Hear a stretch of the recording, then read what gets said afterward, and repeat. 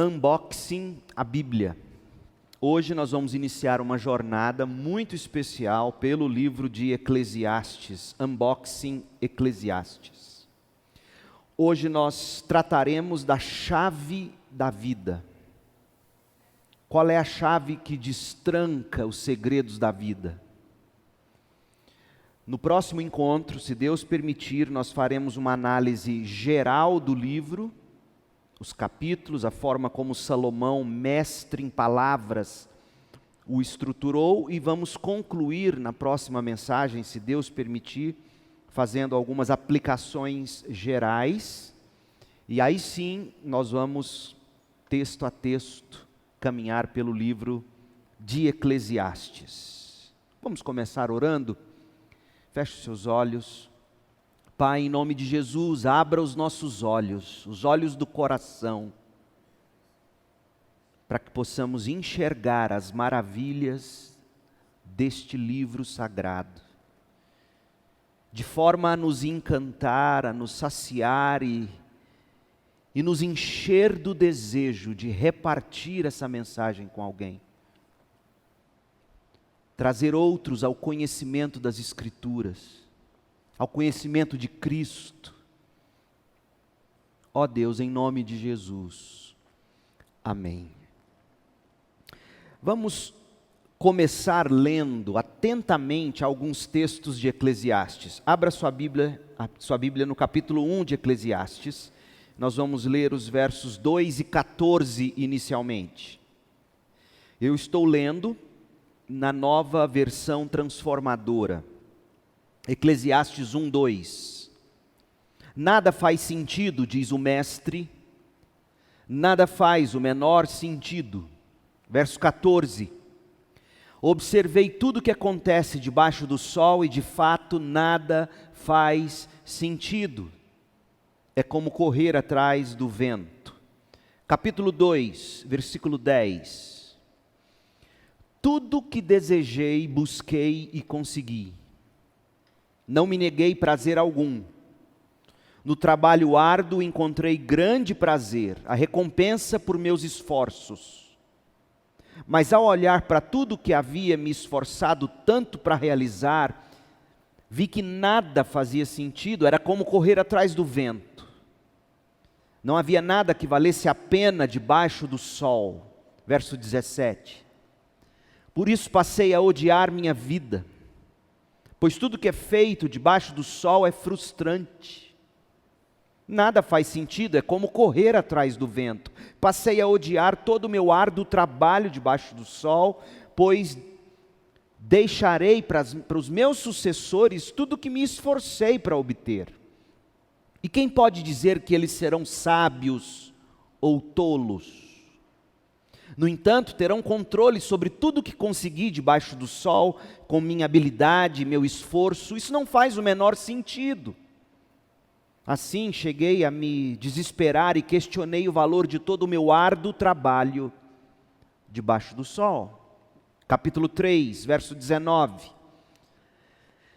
Pois tanto pessoas como animais têm o mesmo destino. Ambos respiram e ambos morrem. As pessoas não têm vantagem alguma sobre os animais. Isso não faz o menor sentido. Todos vão para o mesmo lugar, vieram do pó e ao pó retomam ou retornam. Capítulo 4, verso 2. Concluí, portanto, que os mortos são mais felizes que os vivos. Mais felizes que todos, porém, são os que ainda não nasceram, pois não viram o mal que se faz debaixo do sol. Capítulo 8, verso 14. Há mais uma coisa que não faz sentido em nosso mundo: as mulheres. Não é isso. Nesta vida, justos muitas vezes são tratados como se fossem perversos, e perversos como se fossem justos. Isso não faz sentido algum. Capítulo 9, verso 9. Viva alegremente com a mulher que você ama todos os dias desta vida sem sentido que Deus lhe deu debaixo do sol, pois essa é a recompensa por todos os seus esforços deste mundo. Tudo que fizer, faça bem feito, pois quando descer à sepultura não haverá trabalho, nem planos, nem conhecimento, nem sabedoria. Observei outra coisa debaixo do sol. Aquele que corre mais rápido nem sempre ganha a corrida, e o guerreiro mais forte nem sempre vence a batalha. Às vezes os sábios passam fome, os sensatos não enriquecem, e os instruídos não alcançam sucesso.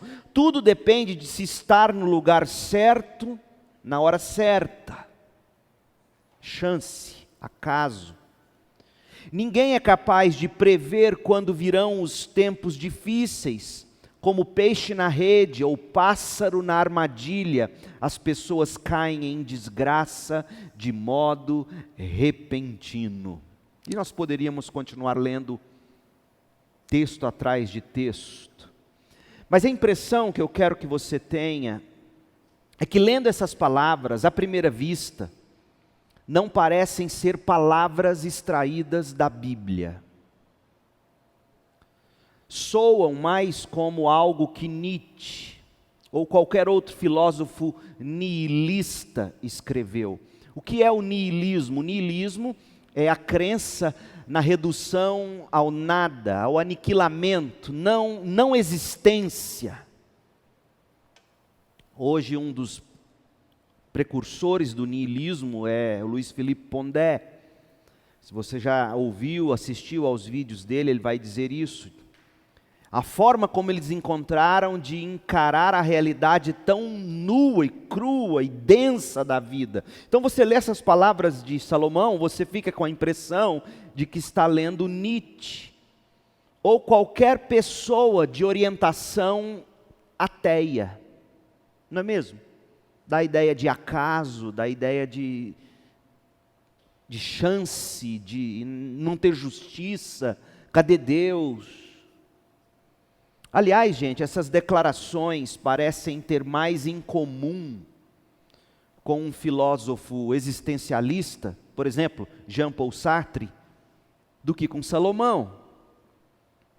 O livro é tão complicado que os rabinos que viviam no período do Antigo Testamento, para você ter uma ideia, frequentemente relutavam com esse texto. Eles chegaram a debater se Eclesiastes continha, ou, entre aspas, contaminam as mãos, isto é, se Eclesiastes era ou não um livro canônico, e um livro, portanto, inspirado, que transmitia santidade quando você manuseava ele. Será que não é um livro do tipo que contamina suas mãos? A dúvida sobre a canonicidade desse livro ainda é posta nos dias de hoje. Um teólogo anglicano, J. Stafford Wright, por exemplo, ele levantou a seguinte pergunta com sarcasmo: deve o livro permanecer na Bíblia?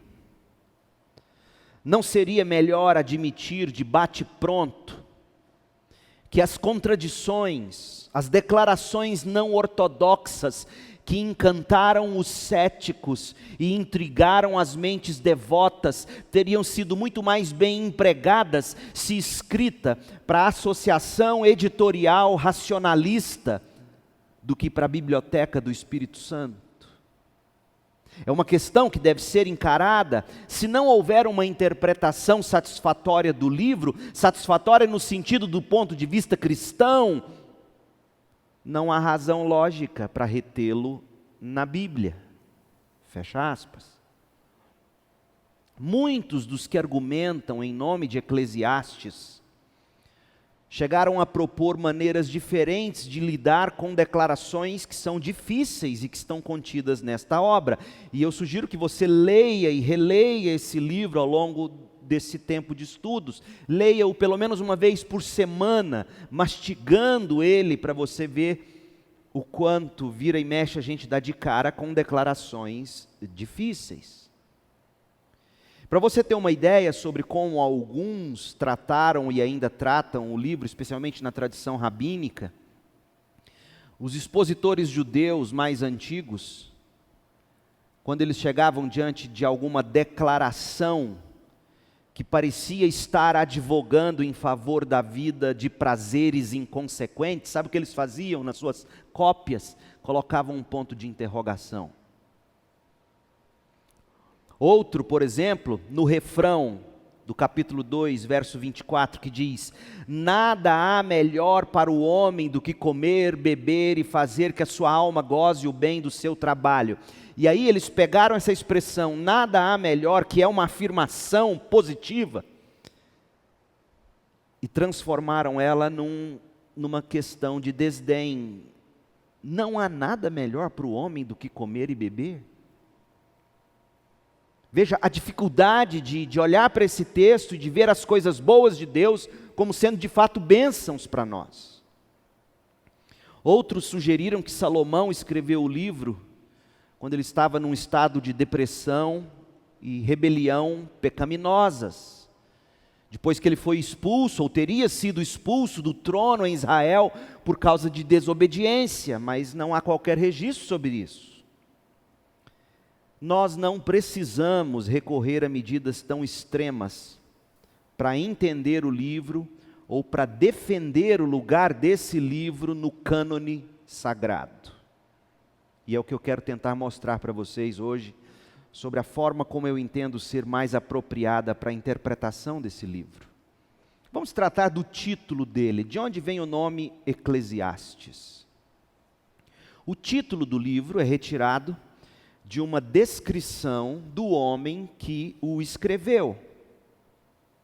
7 vezes aqui no livro, capítulo 1, verso 2, verso 12, capítulo 7, 27, capítulo 12, versos 8, 9, 10, 7 vezes o autor é chamado, de acordo com a versão NVT e a NVI, o autor é chamado de o mestre. Nas versões Almeida, Revista e Atualizada, Almeida, Revista e Corrigida, o autor é tratado como o pregador. A nova tradução na linguagem de hoje, a Almeida século 21, chama ele de o sábio. Mestre, pregador, sábio. A Bíblia, a Mensagem, a tradução ou paráfrase do Eugene Peterson, o coloca como aquele que está em busca. O que, ao meu ver, é um equívoco gigantesco. O título em português, Eclesiastes, vem das traduções em grego e em latim desse livro de Salomão. Como assim grego? O Antigo Testamento não foi escrito em hebraico e partes dele em aramaico? Sim, mas houve uma tradução bíblica, já falei muito sobre ela aqui, a Septuaginta, onde alguns homens, cerca de 70 judeus, entendidos da lei, se reuniram em Alexandria, no Egito, na formação da grande biblioteca que Alexandre o Grande queria ter lá, e aí ele traduziu o Antigo Testamento para o grego, e essa versão, esse grupo de 70, essa versão ficou conhecida como Septuaginta, vem de 70. O Antigo Testamento em grego. O Antigo Testamento em grego usou o termo Eclesiastes. Então, o que você está lendo na sua versão em português, Eclesiastes, nada mais é do que uma transliteração, é simplesmente pegando a palavra no original grego e trazendo para o nosso idioma, como a gente faz com fast food, por exemplo. Você traz e a utiliza. Agora, Eclesiastes significa pregador, ou mestre, ou sábio.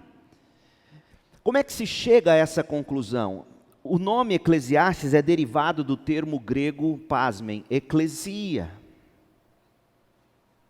que no Novo Testamento é traduzido como assembleia, congregação ou igreja.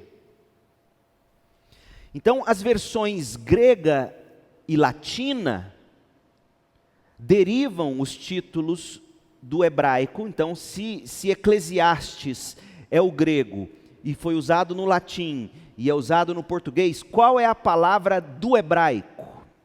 Koheleth. Koheleth, que significa aquele que convoca, aquele que chama o povo para uma assembleia solene, para uma reunião.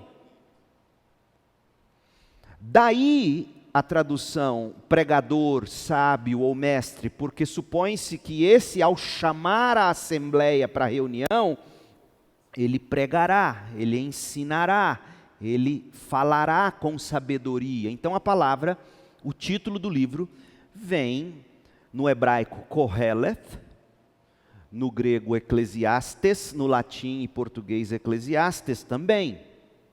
E a tradução é, quando você lê Eclesiastes, na verdade você está lendo pregador, ou você está lendo mestre, ou você está lendo sábio. Da mesma forma que quando eu digo batismo, que é uma palavra transliterada do grego, eu estou dizendo o quê? Imersão, afundamento. Está claro? Então, se você desejar, você pode escrever no título da sua Bíblia, Eclesiastes, pregador, mestre, sábio. Esse é o nome do livro. Quem escreveu? Quem é o pregador? Quem é o mestre? Quem é o sábio? Aqui há algum debate, mas eu sigo a linha mais ortodoxa da interpretação bíblica. O autor não menciona o próprio nome em nenhum lugar do livro. Mas as descrições que o autor faz de si mesmo e das experiências dele indicam que se trata sim do rei Salomão. Algumas que eu quero mostrar para você. No capítulo 1, verso 1, ele se autodenomina filho de Davi, rei de Israel em Jerusalém. Também no verso 12. Além de ter se autonomeado filho de Davi, rei de Israel em Jerusalém, ele afirmou ter ou ser possuidor de grande riqueza, de muita sabedoria. Capítulo 2, versos de 1 a 11, capítulo 1, verso 13. E aí quando você cola essas coisas, você entende, só pode ser Salomão, filho de Davi, ou descendente dele, porque essa expressão filho de Davi não precisa ser necessariamente um filho de carne e sangue. No Novo Testamento, você fala do filho de Davi, Jesus, é a descendência. Então, filho de Davi poderia muito bem ser um descendente de terceira, quarta geração. Mas não dá para ser um descendente de segunda, terceira ou quarta geração, porque foi rei de Israel em Jerusalém, foi um homem extremamente sábio, riquíssimo, e que quando você então olha para a história de Israel, nenhum outro se encaixa, apenas Salomão. Primeiro livro dos Reis, capítulo 3, de 3 a 15, você lê a história de quando Salomão, Deus chega para ele, imagine você, Deus chegando a você e fazendo a grande pergunta como se fosse o grande gênio da lâmpada mágica. O que você deseja que eu te dê? Você tem um desejo, um pedido, faça o seu pedido. O que você pediria? Salomão diz, eu quero sabedoria. Eu quero sabedoria. E Deus deu sabedoria para ele. 1 Reis 4, de 20 a 34. Capítulo 10, do verso 1 em diante, de 1 Reis, você descobre isso. Ele foi tão sábio que ele escreveu mais de 3.000 provérbios. Diz o texto de 1 Reis, capítulo 4. Mais de 1.000 canções. Você acha que Davi foi sábio? Você acha que Davi foi o cara? Salomão, o filho dele, foi muito mais do que o pai, excedeu ao pai. 12 vezes em Eclesiastes, o autor mencionou o rei. Isso aqui é outro dado importante para a gente descobrir que o autor é de fato Salomão. E ao mesmo tempo que eu vou usar essas informações, eu vou mostrar para você algum pano de fundo que ao ler o livro você vai identificar, porque se trata do reino de Salomão, que foi o contexto no qual ele estava quando ele escreveu. Então, 12 vezes em Eclesiastes, o autor menciona o rei e fez frequentes referências aos problemas, abre aspas, da burocracia oficial. Aliás, olha o que diz o capítulo 5, verso 8. A justiça se perde em meio à burocracia. Como é que o reino de Salomão tinha chegado a esse ponto de tanta burocracia? Ele vai falar disso no capítulo 4, de 1 a 3, no capítulo 8, verso 11, no capítulo 10, de 6 a 7. Ele vai falar da impunidade. A impunidade devido à burocracia do sistema penal. É novo para você isso? Está em Salomão. Ocorre que Salomão, como é que chegou a esse ponto? É isso que eu quero mostrar para você, ao mesmo tempo que a gente comprova, só pode ser Salomão. Eu revelo para você um pano de fundo importante para você ler o livro. Salomão governou uma grande nação. O que ele herdou do pai dele foi fabuloso.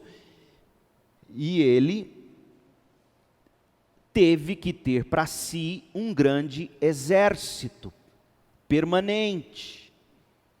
Diversas agências governamentais para dar conta de um reino tão grande. O ápice do reino de Israel. O grande reino. O pai dele tinha sido o rei de sangue, e aí a gente ouve a Bíblia dizer isso, a gente fala assim, Davi não pôde construir o templo porque ele era sanguíneo, sanguinário, Deus puniu ele. Não é isso que a Bíblia está dizendo. Não é castigo porque ele foi sanguinário. Ele tinha que ter sido. O que a Bíblia está dizendo de fato é que Davi teve que se ocupar das expansões e, portanto, envolveu-se em guerra e, portanto, não teria condição, tempo, habilidade, sei lá, para a construção do templo, teria que ser feito pelo seu próximo descendente. Então, Davi foi o homem que se ocupou da guerra para estabelecer o reino. E quando Salomão assume o reino, ele assume um reino estabelecido, pacificado, gigantesco. E aí ele precisa de um grande exército para manter a ordem. Por isso que o Estado custa caro. Uma nação sem um Estado, ela não tem ordem, ela não tem leis. E a máquina pesa, e Deus havia dito isso. Quando Israel pediu um rei, o que Deus disse para eles? Olha, tudo bem. Mas olha as nações vizinhas, vocês vão ter que pagar o salário dos soldados, vocês vão ter que cuidar dos governantes, é assim. Mas vamos lá, é isso, e aí aconteceu. Então Salomão realizou muitos projetos de construção dispendiosos, muito caros. Salomão viveu com um luxo excessivo na corte real, você pode ler isso em 1 Reis 9, de 10 a 28. 1 Reis 10, 2 Crônicas 1, de 13 a 17. Então, aquele reino, naquela proporção, precisava de alguém que administrasse. Aquele luxuoso esplendor nacional requeriam governantes. Alguém tinha que pagar por tudo aquilo. E quem é que pagava? O povo com seus impostos. O que Salomão fez?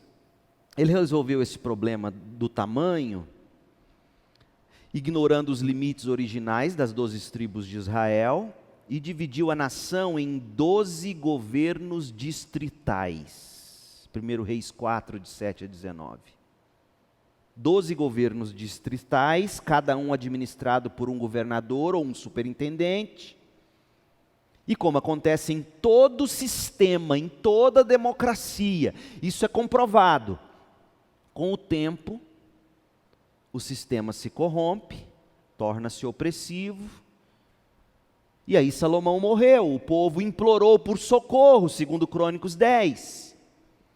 E quando você lê Eclesiastes, você, leitor, sente esse pano de fundo, de exploração, de opressão, de ter que trabalhar para sustentar a máquina. Por isso é importante você conhecer o pano de fundo. Porque às vezes a gente lê a Bíblia e a gente esquece que a Bíblia foi escrita em contextos parecidos com os nossos, onde havia governantes bons e corruptos, soldados bons e ruins, profetas bons e ruins, tinha dinheiro, tinha que ter trabalho, tinha que ter casa, tinha que ter comida, vida comum, real como a nossa. E Salomão não escreve esse livro no vácuo. Então o rei Salomão, tendo visto isso, que o contexto em que ele viveu enquanto rei, a estrutura que ele construiu, de fato casa com a pessoa dele. Quando você vai definir, por que eu estou dizendo isso? Quando você vai definir a autoria de um livro da Bíblia, você tem que analisar as evidências internas do próprio livro e as evidências externas. Isso é regra de hermenêutica. Então as evidências internas apontam para Salomão, filho de Davi, rei em Jerusalém, homem sábio, homem rico. As evidências externas nos mostram que o contexto de dificuldade, desigualdade, burocracia, opressão revelam, eram os dias de Salomão, por causa do tamanho da pompa e de tudo mais. Então, é importante agora a gente ver um pouquinho do desenvolvimento da vida desse homem que escreveu esse livro. O rei Salomão começou o reinado dele como um servo humilde do Senhor. Gente, começar bem é muito importante. Já disse alguém que escreveu um livro o seguinte: o divórcio começa no namoro. Começar bem faz a diferença. Mas terminar bem é fundamental. Salomão não terminou bem. Ele começou buscando a sabedoria, começou buscando a ajuda de Deus, 1 Reis 3, de 5 a 15. E aí você, quando faz um estudo da vida de Salomão, você descobre o quanto é sério o temor de homens, você descobre o quanto você se coloca vulnerável quando você teme mais às pressões e aos homens do que a Deus. Você vê que é difícil manter a vida na rotina. Salomão, pelo visto, nunca gostou da rotina. Ele sempre viveu no ápice da pilha, bateria ali a 1000 watts por hora. Ele não era um homem sossegado. E ele, por não ter conseguido manter a vida na rotina, na mesmice que tantas vezes a vida nos requer, na disciplina do Senhor, ele caiu. E aí, quando ele ficou mais velho, o coração dele se desviou do Senhor. Se desviou de Deus, foi para os falsos deuses, os deuses das muitas esposas que ele havia tomado de terras estrangeiras. 1 Reis 11, verso 1. Pra você ter uma noção, ele teve como esposa 700 princesas e 300 amantes ou concubinas. É mole? Dar conta de uma sogra só é duro. Naquele tempo não precisava, ele mandava decapitar a sogra. Falou bobagem, não senta na mesa do rei. Tchau. E aí a fila anda, né? 1000, ele só ia ver a cara da sogra depois de 999 encontros. Então, foi assim. E na maioria das vezes, esses casamentos foram motivados principalmente por alianças políticas e não por amor. Ele queria garantir os limites de Israel, ele temia o que as nações poderiam fazer contra ele, era o temor de homens, e esse temor de homens fez ele buscar aliança através de casamentos. Afinal, que rei iria querer invadir a terra onde a filha dele, a princesinha dele, morava? E assim aconteceu. Então, muitas das coisas que Salomão fez, que pareciam trazer glória a Israel, na verdade eram contrárias à palavra de Deus. Deixa eu te dar um exemplo disso, eu não sei se você já se deu conta disso. Abra a Bíblia em Deuteronômio 17. Deixa eu te mostrar um texto, onde Deus vai falar sobre no futuro, quando Israel viesse a ter um rei, o que é que esse rei não poderia fazer. E você vai ver, poxa, ele está descrevendo Salomão. Tudo que Deus disse, não façam, Salomão fez. Olha o que diz Deuteronômio 17, 14. Vocês estão prestes a entrar na terra que o Senhor seu Deus lhes dará. Quando a conquistarem, se estabelecerem nela e pensarem, devemos escolher um rei para nos governar, como as outras nações ao nosso redor. Olha como Deus conhece seu povo. Porque foi isso que aconteceu quando eles pediram um rei, e Deus primeiramente deu-lhes quem? Saul. Tenham cuidado de nomear como rei o homem que o Senhor seu Deus escolher. Deverá ser um irmão israelita, não pode ser estrangeiro. O rei não terá muitos cavalos. Leia a história de Salomão e veja quantos milhares ele teve. O rei não terá muitos cavalos, nem enviará seu povo ao Egito para comprar cavalos. Os manga larga dele vinha tudo do Egito. Pois o Senhor lhes disse, jamais voltem ao Egito. O rei não tomará para si muitas esposas. 700 está bom, 300 amantes tudo bem, mas não são lá muitas.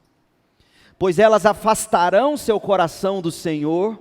Também não acumulará para si grandes quantidades de prata e de ouro, e foi o que Salomão mais teve. Quando sentar-se no trono para reinar, copiará esta lei para si num rolo, na presença dos sacerdotes, dos levitas. Trará essa cópia sempre consigo e a lerá todos os dias enquanto viver. Assim aprenderá a temer o Senhor. Então, você vê que Salomão fez isso em algum momento, e você vê que Salomão viveu entre essa tensão de temer o Senhor e amar as coisas do mundo.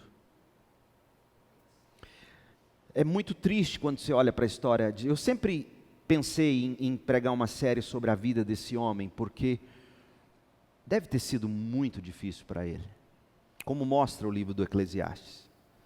Nenhuma quantidade de sabedoria, gente, de dinheiro ou de poder, poderia mascarar ou impedir o julgamento divino que se despejou sobre a vida de Salomão.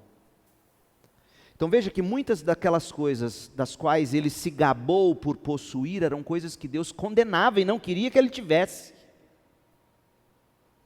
E toda vez que nós crentes nos colocamos contra os mandamentos de Deus, primeiro a gente sofre existencialmente, porque nós estamos indo contra a nossa natureza não é o que os nossos impulsos nos pedem, ponha isso na sua cabeça, nossos impulsos são afetados pelo pecado, o que a nossa natureza de fato precisa é o que Deus revela para nós. Então, todas as vezes que a gente vai contra uma revelação de Deus direta para nós, a gente entra em crise, sofre existencialmente e sofre também as consequências.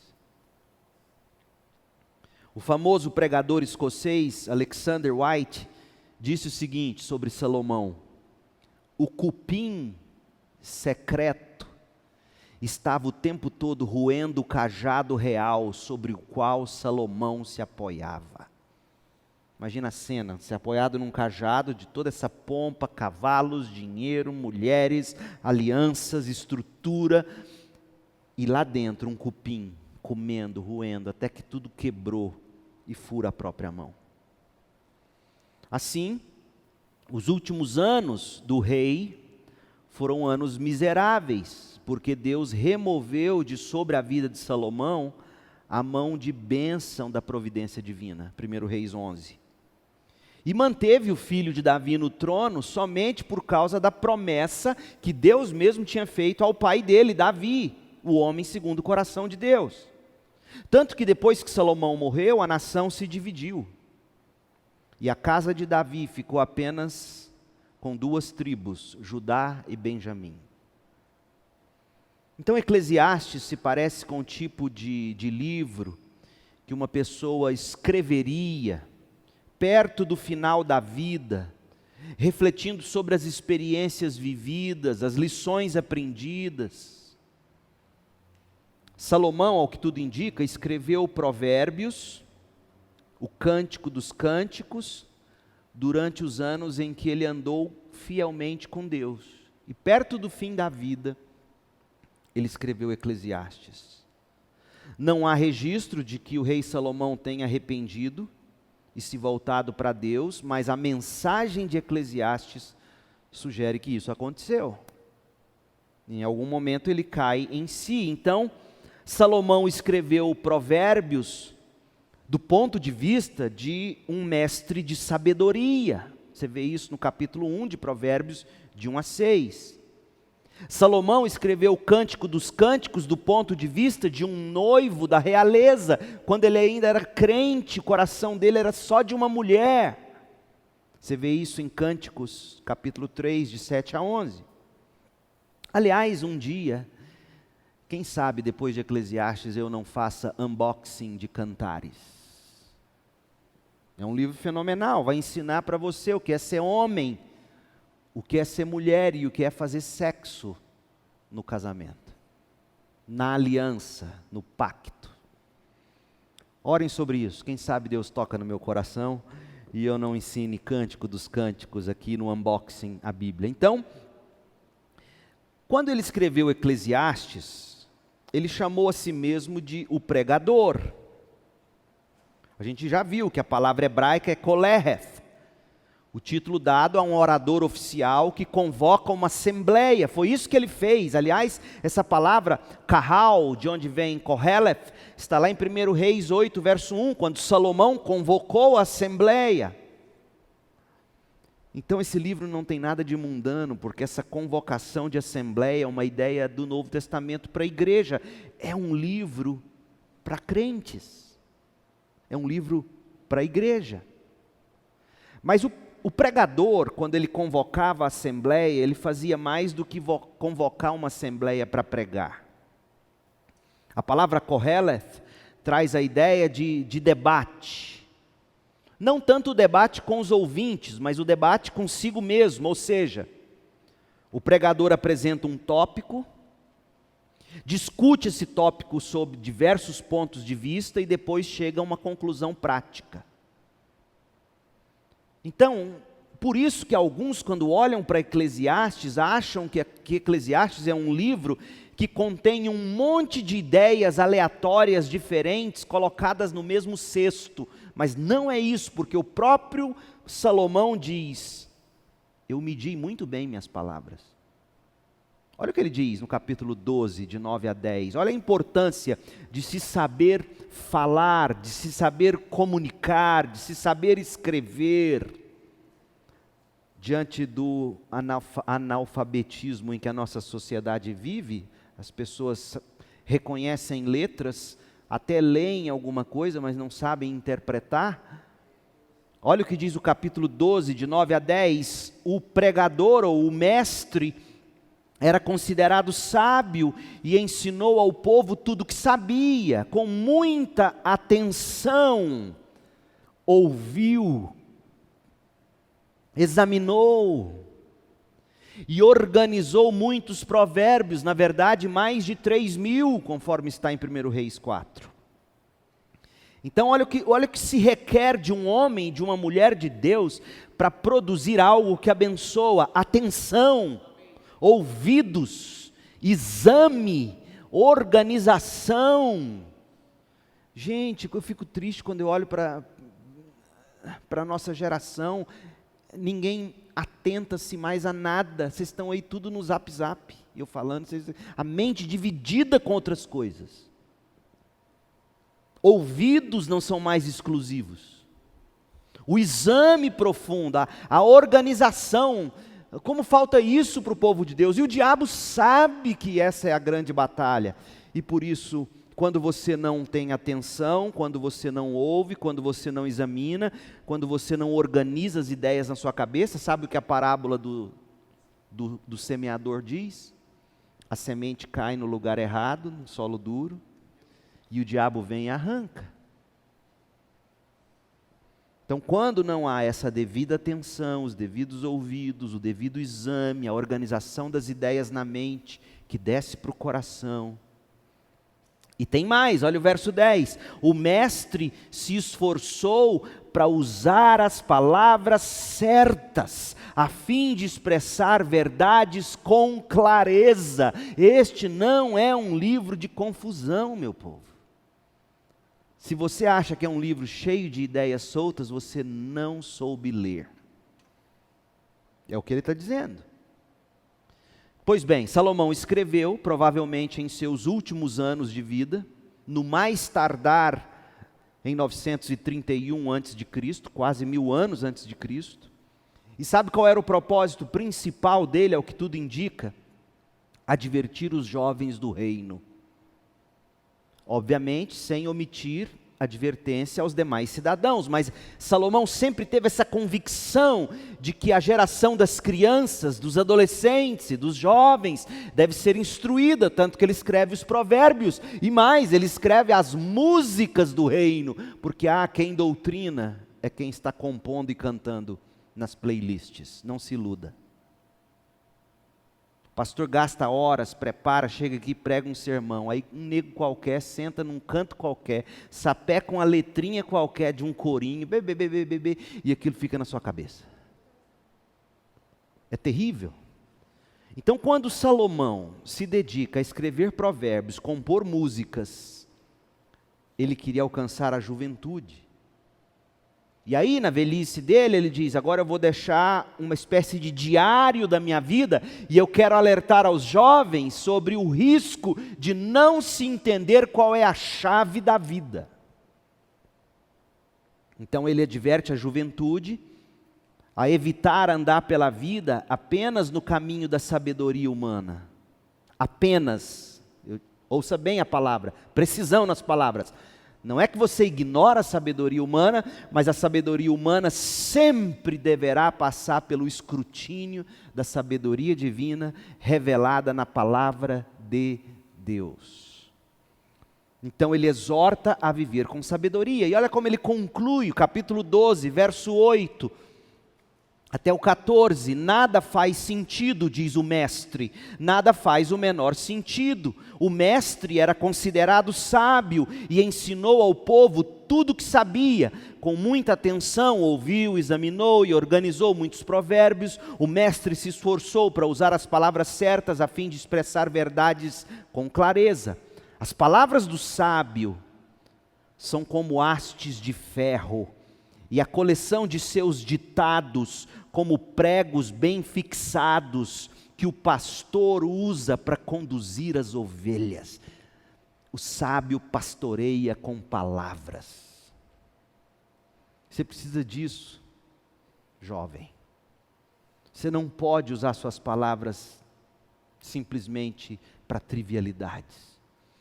E a nossa geração esqueceu o valor das palavras. Palavras são soltas, palavras são digitadas no story que depois de 24 horas...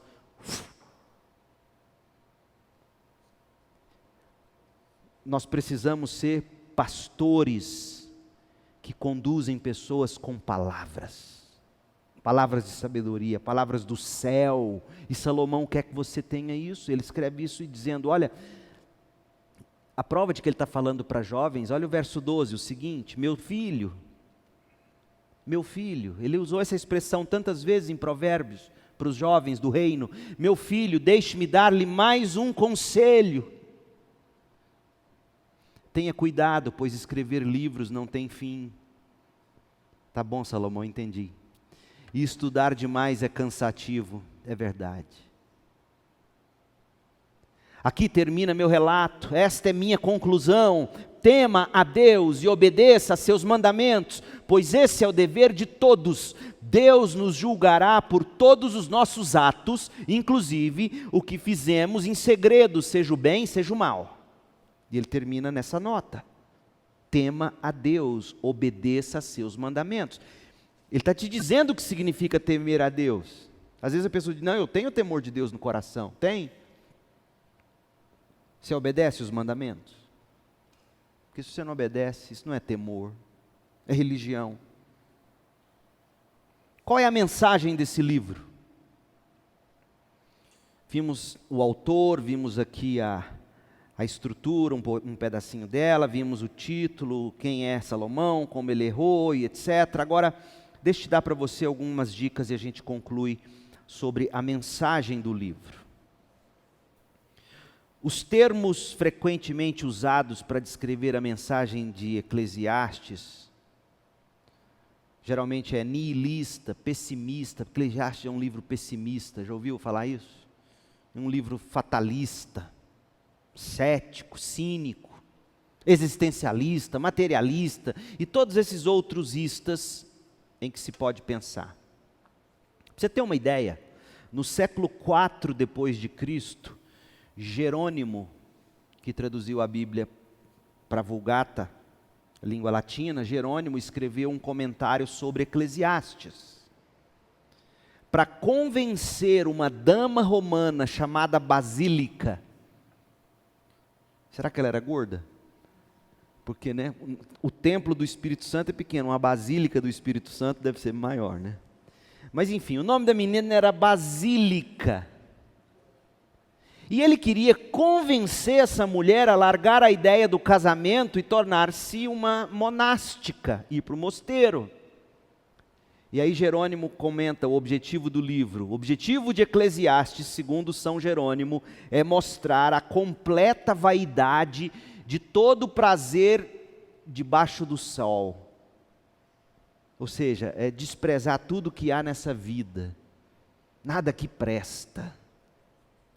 A necessidade de uma vida ascética, inteiramente dedicada ao serviço de Deus. Veja a ideia dele, a ideia de que vida espiritual é você abandonar esse mundo. Mas não estou dizendo que essa é a mensagem de Eclesiastes, eu estou te dizendo o que Jerônimo e tantos outros pensaram e ainda pensam como ele. Outros adotaram abordagem oposta a essa. Esse primeiro extremo é a do tipo que diz, não, tudo aqui que é mundano, então não casa, casamento não presta. Para você ter uma noção, um jovem, para você ver onde você está pisando, um jovem que hoje é pastor, foi seminarista dessa igreja anos atrás, já está bem idoso, ele dando um estudo na mocidade dessa igreja, sabe o que ele ensinou?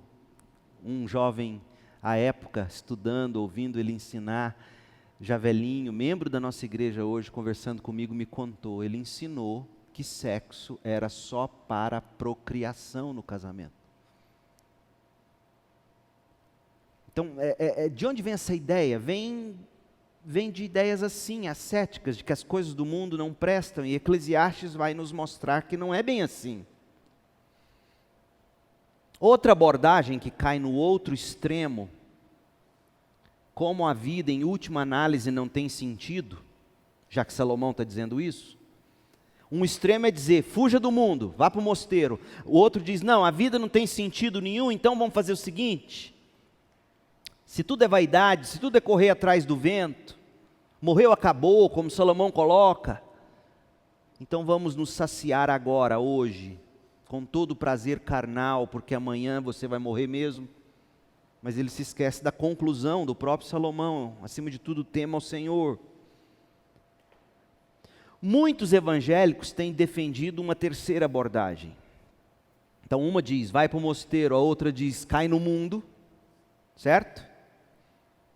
Aí outros, em geral, eles dizem que o livro contém pensamentos que não são inspirados por Deus, e que tratam a busca da felicidade por parte do homem natural, não regenerado, sem Deus. A ênfase é colocada na frase debaixo do sol. Essa frase, como nos dizem esses dessa linha de interpretação, indica que o autor se preocupa com as coisas apenas deste mundo, coisas abaixo do sol, não acima do sol. Deus, revelação e o mundo vindouro são ignorados, diz esse povo que interpreta assim. Salomão está pensando mundanamente, a experiência apenas com este mundo, como diz aqui, Salomão comprova, só vai levar você ao pessimismo, ao desespero, e aí vão nos dizer que a mensagem do livro é uma descrição de como o incrédulo, ou de como o não crente, alguns dizem até de como o crente carnal pensa. Na melhor das hipóteses, essa linha de interpretação diz assim, é a vida de uma perspectiva subcristã, da perspectiva de um crente desviado. Pra você ter uma ideia, um dos homens que eu respeito bastante, que interpreta assim, e eu discordo dele, é o Charles Swindoll. Olha o que ele diz. Este é um bom momento para esclarecer a perspectiva de Salomão, especialmente porque se trata da mesma perspectiva a partir da qual a maioria das pessoas opera ainda hoje. Para citar o testemunho do próprio autor, é uma perspectiva abaixo do sol. Vez após outra, Salomão menciona a sua posição horizontal, seu ponto de vista estritamente humano. Mas não é assim, a gente viu a conclusão do livro. Em praticamente todas as seções principais do seu diário, Charles Swindoll trata esse livro como um diário, ele usa as palavras embaixo do sol, embaixo do céu. Como ele raramente olha acima do sol para encontrar segurança, a vida parece monótona e deprimente, imediatamente sem sentido.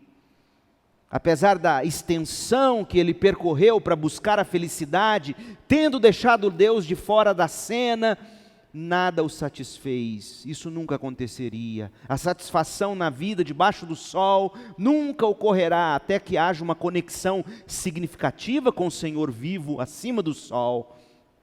Mesmo assim, nós, como Salomão, continuamos tentando encontrar sentido na vida debaixo do sol, apenas para terminar em um beco sem saída chamado vazio. Há verdades e há problemas com essa afirmação. Qual seria, portanto, a melhor interpretação desse livro? O pregador, ele escreve e examina para nós o sentido da vida. O que ele faz? Ele vira a vida de um lado para o outro. Repetidamente ele tem a vida nas suas mãos, para que a gente possa ver a vida, o sentido da vida, de todos os ângulos possíveis. E ele nos obriga a admitir que é vaidade, que é vazio, que é futilidade, mas não no sentido de não valer a pena viver. Esse é o problema com a posição do Swindoll. Porque é meio parecido com a do Jerônimo lá atrás. Parece que comunica a ideia de que você não vai ter muito prazer nessa vida e ponto, e não é bem assim. Não no sentido de que não vale a pena se viver. O uso que o pregador faz do termo vaidade descreve algo muito maior que isso. Ele está dizendo que a vida toda é vaidade, nesse sentido. A vida toda é sim incapaz de nos dar a chave para a gente destrancar os segredos da vida. Sim, debaixo do sol nós nunca encontraremos essa chave.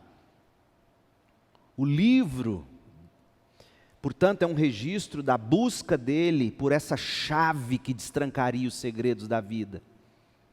É a tentativa de Salomão de nos dar um significado para a vida. Salomão quer que a gente veja a vida como um todo. E ele vai dizer toda hora, ele vai repetir, só que essa chave não está debaixo do sol.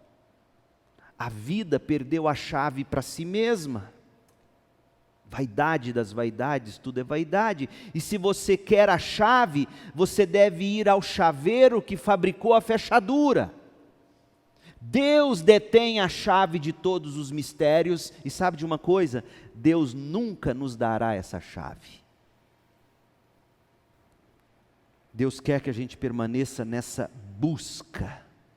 Uma passagem importante que comprova o que eu estou dizendo, capítulo 3, verso 11, olha o que diz aí, para mostrar para você que só Deus tem a chave, mas Ele nunca nos entrega na nossa mão e dizendo, agora saia e destranque todos os mistérios. Não, talvez aí, gente, resida toda a frustração do ser humano.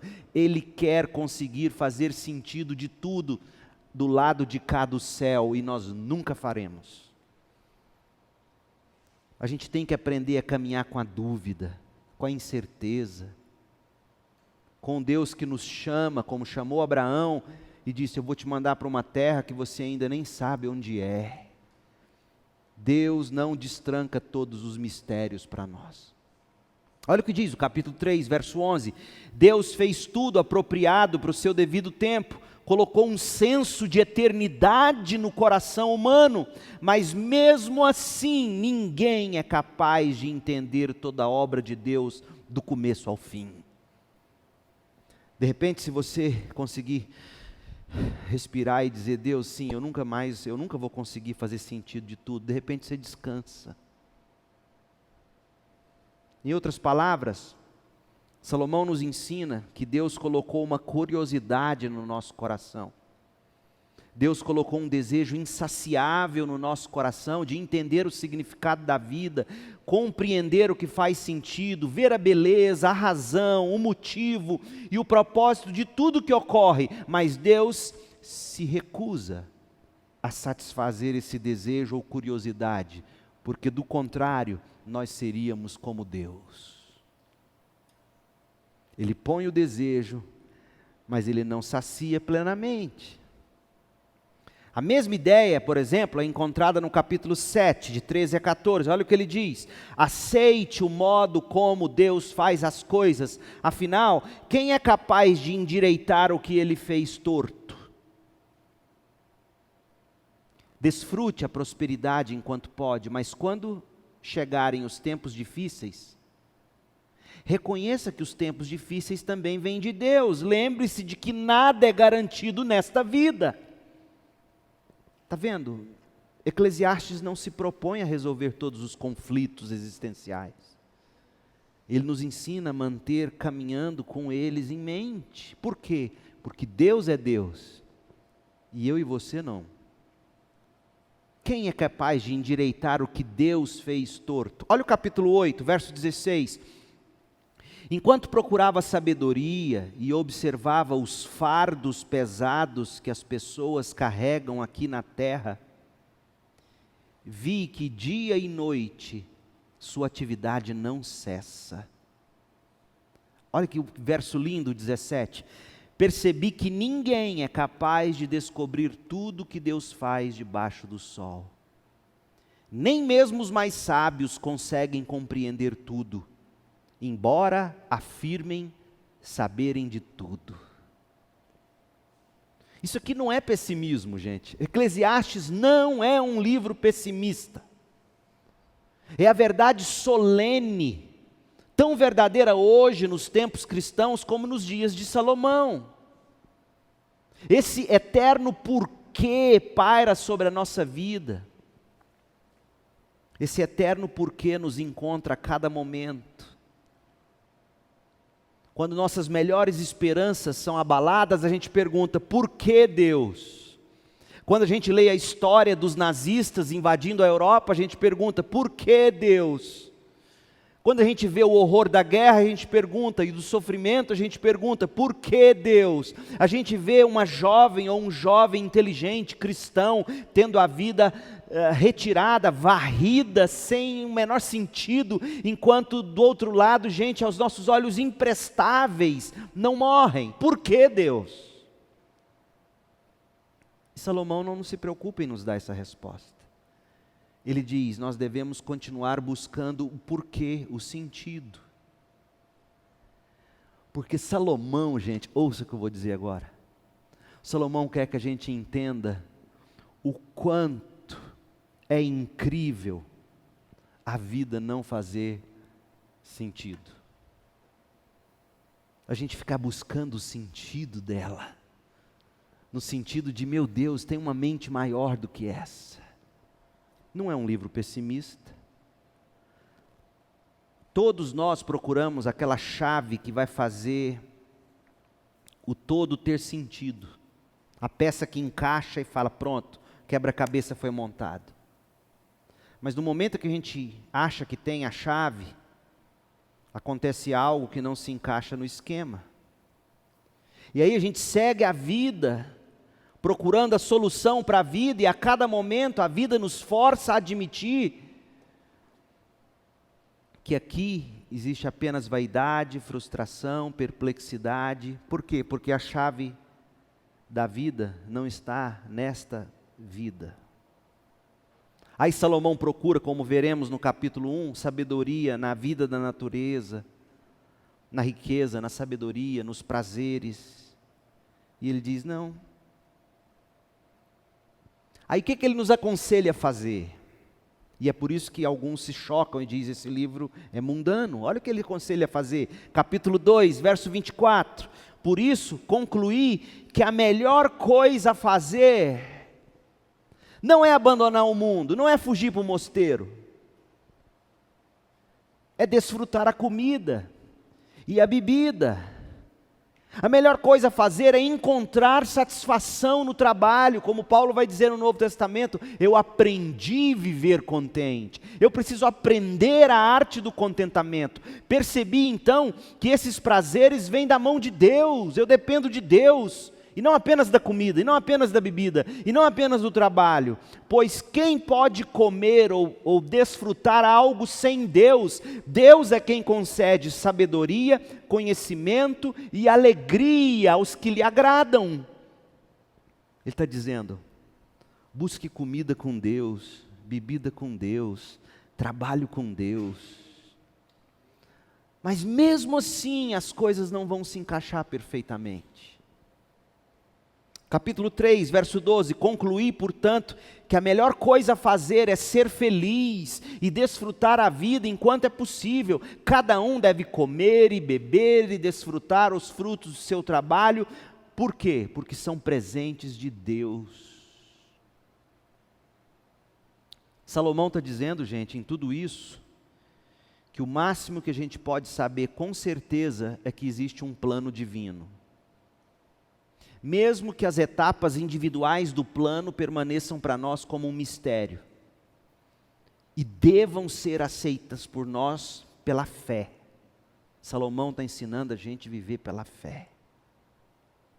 Mas o homem nunca deve perder a percepção de que existe um plano, e nunca deve começar a tratar as coisas comuns da vida, como comida, bebida, trabalho, como se isso não fosse dom de Deus. É isso que ele está dizendo. O homem deve aprender a servir a Deus desde a juventude. E deve se lembrar que haverá julgamento. Em outras palavras, o pregador aconselha os jovens a desfrutarem a vida, mas não se esquecerem de que os prazeres devem ser regulados por um senso de responsabilidade perante Deus, deixando de lado tudo que prejudicaria a mente, o corpo, e lembrar que a juventude não é a vida toda. A juventude vai dar lugar à meia-idade, à velhice e, por fim, à morte. Concluindo, Eclesiastes, para falar a verdade, é o diário de viagem de um dos homens mais ricos, mais sábios e mais piedosos que já existiu, onde ele mostra para nós sua busca interminável pela chave da vida. Salomão nesse livro está tentando explorar e provar todas as opções possíveis debaixo do sol, na esperança da gente encontrar uma única chave, que desbloqueie e explique todos os enigmas da existência, fazendo sentido. Só que ele quer que a gente compreenda o seguinte: a vida perdeu a chave para si mesma, só Deus tem essa chave. E Deus não vai dar essa chave a ninguém. Deixa eu terminar com essa citação. Continue procurando a chave que unificará o todo da vida. Você deve procurá-la. Deus fez você assim, mesmo que sejam dolorosas as dores de parto. Mas você não encontrará a chave no mundo, não encontrará nessa vida. Em revelação você encontrará os contornos dos caminhos de Deus. Em Cristo, as pontas dos dedos tocam a chave, mas ninguém ainda colocou a mão nela de verdade. Nenhuma filosofia de vida poderá satisfazer ou se encaixar se Cristo for deixado de fora. Mas mesmo a filosofia cristã mais fina vai nos deixar confusos. Mas não se desespere, há uma vida a ser vivida dia a dia. E na sucessão de eventos aparentemente não relacionados, Deus pode ser servido e Deus pode ser glorificado. E neste serviço diário de Deus, podemos encontrar prazer, porque estamos cumprindo o propósito para o qual Deus nos criou. Essa era a filosofia de Salomão. Ele estava errado? Cristo é a chave da vida, e é isso que eu vou tentar mostrar para vocês ao longo desse livro. Gente, não é um livro fácil, mas o que eu quero que você entenda em síntese, não é um livro pessimista, não é um livro que nos manda de um lado sair do mundo, porque nada aqui presta, também não é um livro que diz caia no mundo. É um livro que quer que a gente entenda o seguinte: nós, por causa do pecado, nós estamos lidando com os dilemas da vida. E muitas vezes nós vamos ficar sem respostas. Vamos ter que confiar, ter fé e prosseguir, desfrutando de tudo de bom que Deus mesmo nos dá, como setas que apontam para a vida eterna. Esse é o propósito desse livro. Que Deus nos abençoe e nos ajude a entender que tudo isso só fará sentido em Cristo. Vamos orar. Pai, em nome de Jesus, ajuda-nos a fazer sentido de tudo, e que esse livro comece a se desembrulhar diante de nós,